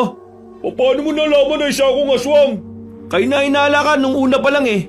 Pero wala lang talaga akong oras na naisipin ka. Dahil ngayon lang ako naniniwala na totoo pala ang mga aswang. Nung camping, napadaan ako sa tent mo. Nakabukas yun pero wala ka sa loob. Kaya nung umuwi tayo, naisip ko na baka ikaw yung kausap ni Ma'am Dina nung oras na yon. Lorenzo, huwag ka na makialam. Mapapahama ka lang. Hindi mo kakayanin ang mas nakakataas sa akin. Sumusunod lang ako sa utos nila. Hindi ako kagaya nila masama. Lahat ng aswang masama. Hindi mo na ako maloloko, no? Ngayong gabi, papaslangin kita. Maniwala ka sa akin, hindi ako kagaya nila. Nagpipilitan lang akong gawin to dahil biyag nila ang mga magulang ko eh. Hindi rin ako natural na aswang na gaya ni Ma'am Dina. Niyanggaw lang din nila ako. Kagaya ng mga estudyanteng nawawala, biktima rin ako. Ginagawa niyong aswang din ng ibang estudyante? Oo, nagpaparami ang mga aswang. Pinag-aandaan nila ang pananakop nila ng mga baryo sa susunod na buwan. Maniwala ka sa akin, hindi talaga ako natural na aswang. Biktima lang din ako. Ginagawa ko to para sa mga magulang ko. Di ako madaling maniwala sa mga taong una nang nagsinungaling. Patunayan mo muna sa akin na hindi ka talaga gaya nila. Sige, tuturo ko sa iyo kung saan dinadala ang mga estudyanteng binibiyag. Nandun din si Ma'am Dina. Si Ma'am Dina ba ang pasimuno ng lahat ng ito? Hindi, tauhan lang din siya. Pero mas mataas siya sa amin. E di sino ang pinuno nyo? Sa pagkakaalam ko, yung principal natin ang pinakapinuno ng mga aswang eh. Sigurado ka ba sa sinasabi mo? Hindi ka ba nagtataka? Ang daming nawawalang estudyante pero hindi man lang kumakalat. Alam mo rin ba kung bakit walang magulang na nagre-reklamo kapag kinukuha nila ang estudyante? Yung mga magulang, kinakain na o kaya dinuduko tapos pinapalapa sa ibang bagong aswang. Kaya maniwala ka sa akin, ito ang totoo. Hindi ko alam kung paniniwalaan kita eh. Pero hindi ko babaliwalain ang sinasabi mo. Lorenzo, yung lola mo, kailangan niya mag-ingat. Isa siya sa punteriya nila Ma'am Dina. Ililigpit nila ang dating dakilang manunugis. Pagkatapos ng lola mo, kayo na ng kambal mo ang susunod. Bumaba na si Emil at muling lumapit kay Lorenzo. Itinapat na mismo ni Emil ang katana sa kanyang leeg. Sige, gilitan mo ang leg ko kung sa tingin mo hindi totoo mga sinasabi ko. Paniniwalaan kita, pero sa isang kondisyon. Anong kondisyon? Tutulungan mo ako. Bukas ng gabi, pupunta ka sa bahay. Ititipon ko sila lola. Sasabihin mo sa kanila ang lahat ng nalalaman mo. Sige, papayag ako. Pero sa isang kondisyon din. Di ka pwede magbigay ng kondisyon, no? Kapag may isa ng kondisyon. Lorenzo, sa oras na mamatay ako, pakiusap, iligtas mo ang mga magulang ko ha. Hindi sila aswang eh. Buhay na buhay sila bilang tao. Ginagamit ang mga aswang ang kalaman nila bilang mga doktor. Ikaw nang bahala sa kanila ha, kapag may nangyaring hindi maganda sa akin. Sabay na silang naglakad paalis sa gubat na yon. Nasabi na rin sa kanya ni Emil kung saan ang eksaktong lugar ng pinagtataguan ng mga aswang. Nang maghiwalay na sila ni Emil, tila bigla siyang nakaramdam ng awa. Kahit na hindi siya dapat nagpapadala sa kanyang emosyon, pero sa tingin niya, totoo ang mga sinasabi nito. Noong gabing yon, wala siyang napaslang na aswang. Umuwi na lamang siya sa bahay nila. Kinabukasan ng umaga, sa kanya lamang naikwento ang mga nangyari. Maging ang kanyang kakambal ay nagulat din sa mga sinabi niya. Si Emil? Aswang? Oo, aswang si Emil. Pero ang sabi niya, mabuting aswang siya. Mamayang gabi, papatunayan niya yon. Sasabihin niya sa inyong lahat ang mga nalalaman niya. Duda ako dyan. Kung talagang may nalalaman siya, dapat sa pag-uusap niyo pa lang sinabi na niya. Sasaga pa lang siya ng mga impormasyon eh. Sa kanya sasabihin mamayang gabi kung ano mga nalalaman niya. Wag na muna kayong pumasok. Ngayong alam na natin na may aswang sa paaralan ninyo. Hindi na kayo ligtas doon. Sesa, kailangan ko na yatang abisuhan ng tropa. Tropa? Ang ibang marunugis na naghihintay lang sa senyas ni Sesa. Pwede bang sumama ako? Total, nasa akin naman na ang katana ni Lolo eh. Pabihira naman to, nadulas pa. Iligay mo na kay Lorenzo ang katana ni Aswir. Ang kulit eh. Pasensya na. Ayos lang. Binigay ko na rin naman ng katana ko kay Martino. Teka. Ayos na sa'yo na sundan nilang dalawa ang yapak ninyo. Naisip ko lang kasi na kung iiwasan nila ang kapalaran nila, baka mamatay lang sila ng walang kalaban-laban. Yun naman pala eh. Di ayos na. Mang Hector, Lola, turuan niyo na kami. Napatungo na lamang ang dalawang matanda. Sa puntong yun ay nakaramdam na rin ng pagkasabik ang lalaking si Lorenzo. Hindi na siya makapaghintay na makapaslang ng aswang. Makalipas ang ilang oras, sumapit na rin ang kinagabihan. Makakasama sila sa bakuran habang naghihintay sa pagdating ni Emil. Pero mag-iisang oras na ay wala pa rin ito. Sigurado ka bang nagsasabi siya ng totoo? O baka tinakasan ka ng kaibigan mong yan? Kung hindi siya dumating ngayon, pinatunayan niya lang na masama nga siyang aswang. Sandali. Siya na ba yun? Napatayo sila nang matanaw ang paggewang-gewang na tumatakbong lalaking si Emil. Nang makarating na ito sa kanilang bakuran, ay saka na ito bumagsak sa lapag. Nakaanyong aswang pa ito, pero maraming sugat sa katawan at sumusuka na rin ang dugo. Emil, anong nangyari? Lorenzo, hindi ang principal natin ang pinuno. Alam ko na kung sino. Sino? Sabihin mo! Hindi na naituloy pa ng lalaking si Emil ang kanyang sasabihin nang di na nito kayanin ang dami ng hiwa sa katawan nito. Nalugutan na ito ng hininga at hindi na nila nalaman kung sino ang pinuno ng mga aswang. Kailangan natin siyang alisin agad dito. Kapag nakita ng mga tao na aswang siya, mag-iinala din sila na baka aswang din tayo. Anong gagawin natin sa kanya? Karaniwang sinusunog ang bangkay ng mga aswang. Pero dahil kaibigan mo naman siya, ililibing na lang natin siya. Sa likod bahay, doon na lang natin ilibing ang aswang na ito. Dati, hindi ako naniniwalang may Diyos at may aswang eh. Ngayon, kailangan kong maniwala na may aswang na mabuti. Inilibing nila ang lalaking si Emil. Kahit na papaano, nakakaramdam ng lungkot ang lalaking si Lorenzo. Hindi niya inakala na hahantong sa masaklap ang buhay ni Emil. Sa kabilang banda, bigla na lamang siyang kinabahan. Iniisip niya na baka may alam na ang mga aswang na naghahanda na rin sila. Kailangan ko na bang puntahan ng iba nating kasama, Sesa? Ipagpabukas mo na. Delikado kung ngayong gabi ka pa lalakad. Dumito ka na rin magpahinga. Maya-maya lang, pumasok na ang dalawang matanda sa loob ng bahay. Habang si Lorenzo naman, nasa harapan lang ng bahay. Nakatulala, malalim ang iniisip. Nilapitan ito ng kakambal niya at tinabihan. Naintindihan ko na may Diyos na nagbabantay sa atin. Ang hindi ko lang talaga maintindihan, bakit hinahayaan niyang mapahamak ang mabubuting nilalang?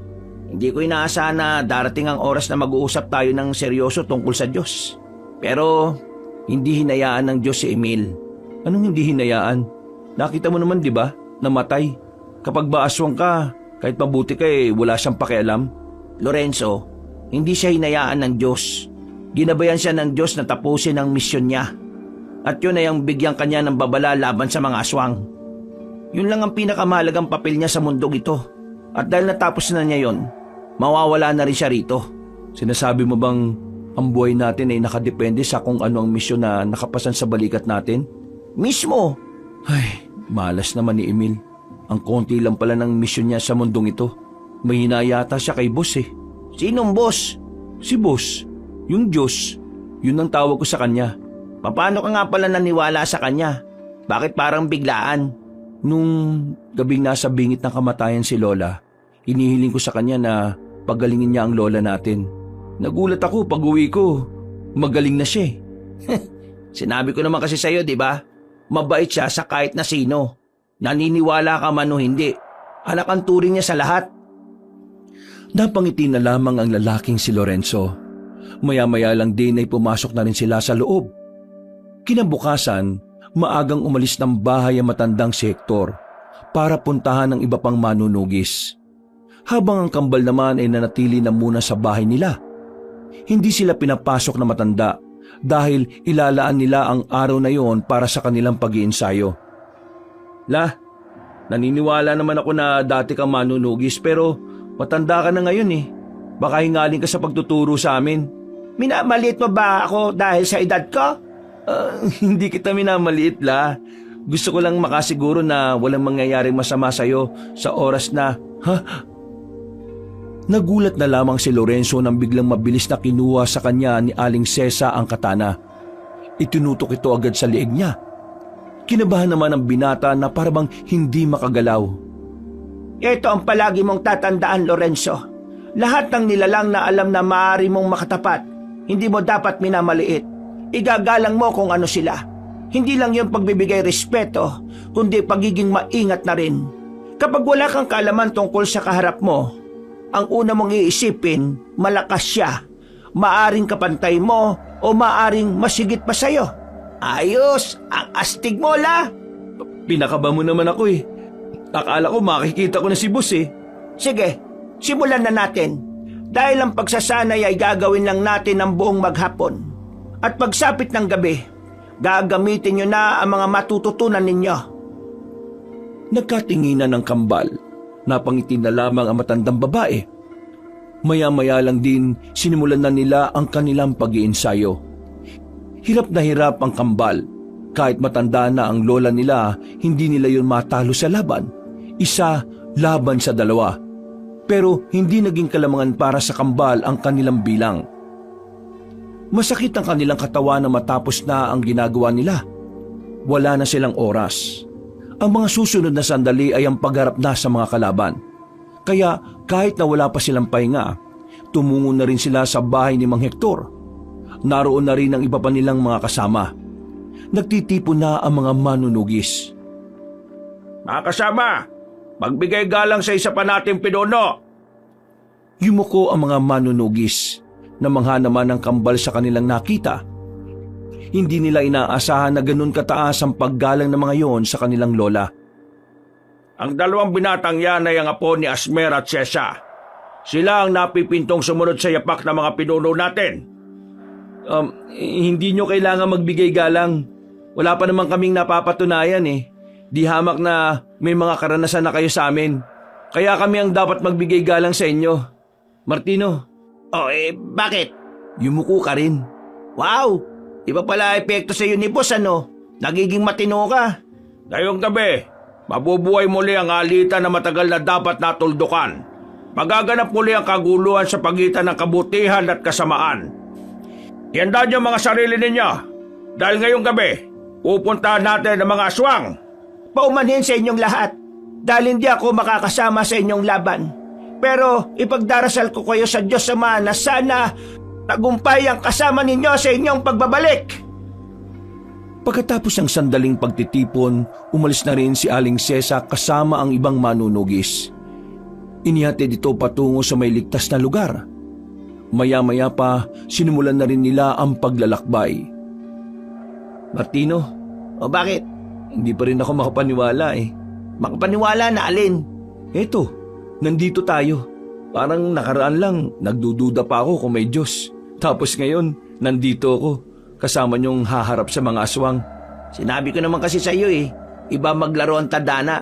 Pero ang mahalaga, nakilala mo na rin ang Diyos sa wakas. Pwede ko bang ilingin sa kanya na sana hindi tayo mapahamak? Pwede naman. Bakit naman hindi? Sandaling pumikit ang lalaking si Lorenzo na yon nang maramdaman nilang tila may nakamasid na sa kanilang paglalakbay. Tumigil si Mang Hector sa paglalakad. Sa puntong ito, nakaramdam na ng kaba ang kambal. Mga kasama, narito na sila. Lorenzo, kalma lang Huwag ka matataranta Ayan na sila. Naglabasa ng mga aswang sa gilid, sa likod at sa itaas. Dahil dito, sumiklab na ang kaguluhan. Dahil nasa kagubatan sila at limitado lang ang liwanag na nalilika ng mga dala nilang lampara, nahirapan silang kalabanin ng mga aswang sa unang 10 minuto. Hindi nila matamaan ang mga yon. Kaya naman nakaisip ng paraan ang lalaking si Lorenzo. Inilabas niya ang daladalang lighter. Boss, naririnig mo naman ako ngayon, di ba? Sorry agad Kailangan ko tong gawin. Sinunog ni Lorenzo ang mga tuyong dahon sa labag. Nang lumaki ang apoy, nakalika sila ng mas malakas na liwanag. Nakita na nila ang mga aswang kung saan nagtatago. Kaya sa mga pagkakataong ito, nagawa na rin nilang labanan ng patas sa mga yon. Unti-unti nilang nababawasan ang bilang. Lorenzo, nakita ko si Ma'am Dina sa gawing yon. Dito ka lang, ako ang harap sa kanya. Sasamahan kita! Mabilis na tumakbo ang dalawa patungo sa kaliwang banda. Nang makarating na sila sa maisan, nakita nila roon ang babaeng si Dina. Tila hinihintay lang din sila nito. Tama nga ang hinala ko. Kayong dalawang apo ng mga dating manunugis na si Sesa at Asmer. Buti naman at wala ka na sa school natin. Bukod sa wala kaming matutunan sa'yo, umay na kami sa amoy mong malanse. Mahusay at matalino ka, Lorenzo. Pero mali ka ng tinatahak mong landas. Hindi mo alam ang pinasok mo. Hindi na mahalaga kung delikado o hindi ang pinasok namin. Dahil ang mahalaga sa amin ngayon, mapuksa kayo mga aswang kayo. Ma'am Dina, sayang kayo. Ang ganda nyo pa naman. Pero sa likod ng kagandahan nyo isa pala kayong alimaw. Isa ka rin palang may pagnanasa sa akin. Kunwari ka pang... Ang dami mo pang sinasabi! Pinukol ni Lorenzo ang nadampot na bato sa direksyon ng aswang na si Dina. Tinamaan niya ito sa muka, dahilan para mahilo agad ang babae. Papaslangin ko kayo! Gumapang na mabilis si Dina. Nang makalapit na ito sa kanya, tumalon ito ng mataas. Nahawakan nito si Martino. Nakalmot nito si Martino sa balikat. Pero mabuti na lang ay nadaplisan lang ito dahil nagawa nitong makailag. Ayos ka lang? Pag mo ko intindihin. Muling umatake ang aswang na si Dina. Pero sa pagkakataong ito, nakakuha na ng tamang pagkakataon si Lorenzo para sa kanyang pag-atake. Mabilis niyang nilapitan ng babae habang nakatalikod pa ito. Isang mahabang hiwa ang nagawa ni Lorenzo sa likod nito. Hindi na naman nagsaya ng oras si Martino. Tinaga naman ito sa hita si Dina. Nang mapalood ito, agad nang itinarak ni Lorenzo ang katana sa likod nito. Tumagos pa yon sa kaliwang dibdib ni Dina. Dahilan para unti-unting madapa na lamang ang babaeng aswang. Sabihin mo, nasaan ang pinuno ninyo? Hindi niyo siya kakayanin. Nasaan ang pinuno ninyo? Hindi na nakasagot pa ang babae ng tuluyan na itong malagutan ng hininga. Naglakad na sila paalis, pero hindi pa man sila nakakalayo. Naramdaman nilang may tao sa kanilang likuran. Nang humarap sila, nakita nila si Mr. Moreno sa gilid. Nanlalaki ang mga mata, nakatingin sa kanila. Nagtataka rin sila kung ano ang ginagawa ng kanilang guro doon. Anong ginagawa nyo? Anong ginawa nyo kay Miss Dina? Mr. Moreno, nagkakamali ka ng pagkakaintindi. Pumatay kayo ng tao. Nilabag nyo ang kautusan ng Panginoon. Masasama kayo, mga dyablo! Paano ka napadpad dyan? Huwag niyong ibahin ang usapan. Gumawa kayo ng mabigat na kasalanan. Pinatay niyo ang isang inosente. Aswang si Ma'am Dina, manunugis kami. Natural lang na patayin namin siya. At pwede ba, huwag mong binabanggit si boss? Hindi kanya ito tolerate. Anong ito tolerate ang sinasabi mo? Yang pulseras mo, yan ang simbolo ng samahan ng mga aswang. Tama ba ako? Sa isang iglap, nagbago ang reaksyon ng mukha ni Mr. Moreno. Bigla na lamang itong nagpakita ng nakalolokong ngiti. Isang ngiti na makikitaan ng masamang balak. Tama nga ang hinala ko. Ikaw yun.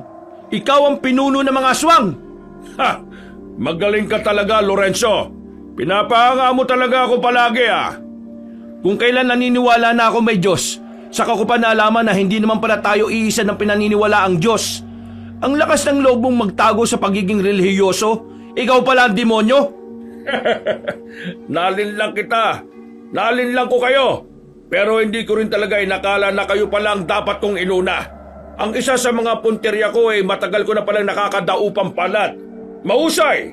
Nilinlang nyo rin ako. Anong nilinlang? Hindi rin naman namin alam na manunugis ang pinagmulan namin Buwang ka rin no? Saan mo dinala mga estudyanteng dinudukot ninyo? Malalaman mo lang yon kung matatalo nyo ako. Aray! Nagulat na lamang sila na may bumaon na palaso sa bandang liig na matandang si Moreno. Tinira na pala ito ng palaso ni Mang Hector. Dahil dito, dumistansya na muna si Mr. Moreno. Pinutol nito ang palaso. Hindi na pala ako asintado ngayon. Iba na talaga kapag may edad na O ikaw, hindi kita kilala, pero hindi ka namin sasantuin. Nagalit si Mr. Moreno. Nagpalit na ito ng anyo bilang aswang. Mabilis itong nakalapit. Nilagpasan nito ang kambal. Diretso kay Mang Hector si Mr. Moreno. Isang mahabang kalmot agad ang nagawa ng pinunong aswang. Tumba agad si Mang Hector. Agad namang rumisponde ang kambal. Tinaga nila si Mr. Moreno. Pero nagawa sila nitong iwasan. Nang makabuelo, muli silang inatake ni Mr. Moreno. Tapis agad ang balat ni Lorenzo sa balikat, habang si Martino naman nadaplisan sa braso ng kalmot. Aminado sila na kakaiba si Mr. Moreno kumpara sa mga una nilang nakatapat. Kahit si Mang Hector, alam din na hindi basta-basta ang pinuno ng mga aswang. Pero kahit na ganoon, hindi nagpatinag ang lalaking si Lorenzo. Parang hindi niya nararamdaman ang sugat na tinatamo niya. Dali-dali siyang lumapit ulit kay Mr. Moreno. Tinaga niya ng katana ang pinunong aswang. Pero sa kasamaang palad, hindi niya naman ito tinamaan. Sinubukan niya pa ulit hatawin, pero nahawakan ni Mr. Moreno ang kamay niya. Matagal na ako nagtitimpi sa pagiging bastos mo sa akin, Lorenzo. Ito na ang tamang pagkakataon. Dahil wala na tayo sa paaralan. Pwede na kitang patayin. Hindi mo pwedeng gawin yan! Paglingon ni Mr. Moreno sa gilid, naroon na si Martino. Nagawa ni Mr. Moreno na salagi ng pagtaga ng binata. Pero nabitiwan naman nito si Lorenzo. Sinamantala na ni Lorenzo ang pagkakataon. Itinarak niya ang katana sa tiyan ni Mr. Moreno. At habang nangyayari naman yon, nagawa pa rin ni Mang Hector na makatulong. Tinira ulit nito ng palaso si Mr. Moreno.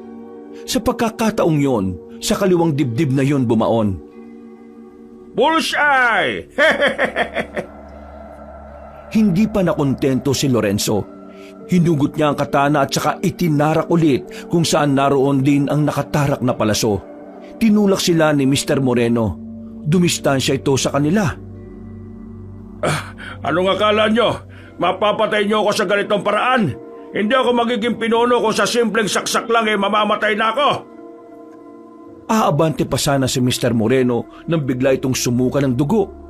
Kalaunan, makakasunod na ubo na lamang ang nagawa nito. May laso na ang pangalawang palaso na pinatama ko sa iyo. Yung una, sinadya kong wala para maging kampante ka at isipin mong hindi ka mamamatay sa palaso. Mr. Moreno, talo ka na! Mukhang kailangan mo nang magpaalam. Hindi ka ililigtas ng kinikilala mong Diyos, no? Kahit na kailan talaga, malaking hadlang ang mga tao sa mga hangarin namin. Hindi ako makapaniwala. Nasayang lang ang maraming taon ng pagpaplano ko. Mr. Moreno, magpahinga ka na! Hanggang dito na lang ang misyon mo sa mundo! Lumakas ng lumakas ang ubo ni Mr. Moreno. Parami na rin ang parami ang dugong isinusuka nito. Lumalambot na rin ang tuhod nito. Nahihilo at nawawalan ng balanse. Bakit ayaw niyo pa akong tapusin?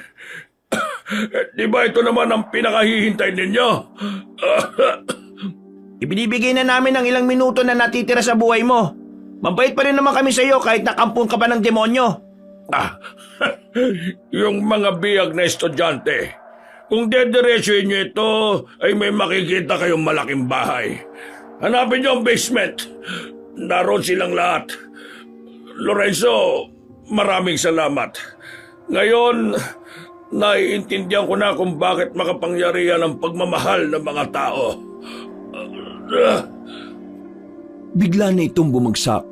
Hindi na ito makapagsalita. Nangingisay-ngisay na rin ito. Kalaunan, hindi na rin ito gumagalaw. Tuluyan na itong nalagutan ng hininga. Ayos lang ba kayo? Tuklap ang balat mo. May kalmot ako. At may maabang sugat si Mang Hector. Tapos, magtatanong ka kung ayos lang kami? Tulungan niyo na ako makatayo. Inalalayan nila ang matanda. Nang balikan nila ang kanilang mga kasama ay natalo na nila ang mga aswang. Marami ang sugatan sa kanila. Merong kritikal pero nailigtas din naman. Masaya silang nakabalik sa baryo. Bitbit nila ang tagumpay.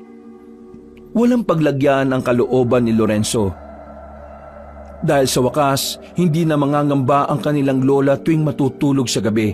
Makalipas ang halos isang buwan, nakarecover na rin sila. Pansamantalang natigil ang kanilang pag-aaral. Wala na rin kasi ang kanilang principal. Nakasama ito sa mga namatay sa labanan. Ang mga estudyante namang ilang araw nang nawawala, naibalik na rin sa kanilang mga magulang. Mga apo, hanggang ngayon, hindi pa rin ako makapaniwala na kinaya niyong makipagsabayan sa mga manunugis. Masaya ako at proud ako sa ginawa ninyo. Talagang nananalaytay ang pagiging mandirigma sa dugo ninyo. Ang tanong ngayon, ipagpapatuloy niyo ba ang nasimulan ng inyong lolo at lola? Habang nag-aaral, itutuloy ko ang pagiging manunugis. Gusto kong magbigay-pugay sa nagawa ni lolo at lola. Ikaw, Lorenzo. La, Mang Hector, pasensya na pero tingin ko hindi ko na may tutuloy ang pagiging manunugis. Wala namang problema kung yan ang desisyon mo. Pero pwede bang naming malaman kung bakit? Nangako ko kay boss na pag natapos na ang gulo, magsisilbi ako sa kanya. Teka, sinasabi mo bang magpapari ka? Masyado ko makasalanan para maging pare. Pero kahit na anong paraan ng paglilingkod gagawin ko. Alam mo, Lorenzo, natutuwa ako sa iyo. Hindi ko talaga inakala na darating ang araw na magbabago ang paniniwala mo. Maraming salamat at hindi niyo ako sinukuan. O paano? Kumain na tayo. Baka lumamig pa itong niluto ko. Masarap po ba yan? Masarap magluto yan si Hector. Nung araw tagaluto namin yan ng merienda. Ang kaso nga lang, may pagkakataon na sobrang alat ng luto niya. Ay nako, binunyag mo pa. Baka sa susunod hindi na sila kumain ng luto ko. Ayos lang, sa susunod pa naman Pinagsaluhan nila ang mga pagkaing nakahain sa hapagkainan. Masaya ang kalooban ng bawat isa. Payapa at maginhawa. Lalong-lalo na ang binatang si Lorenzo. Sa kanyang mga naging karanasan, natutunan niya na kahit na hindi niya nakikita ang Diyos, ay palagi itong nakabantay, palaging nakagabay, at higit sa lahat, palaging nagmamahal sa kanila. Sa ngayon, nagsisimula ng maganda si Lorenzo para sa pagsali niya sa isang simbahan. Hindi niya alam kung kakayanin niya, pero ang mahalaga na lamang sa kanya ay mapaglingkuran ang Panginoong Diyos. Nangako siya na kahit na anong mangyari, handa siyang ialay ang buhay niya sa ngalan ng kanyang pananampalataya. Wakas,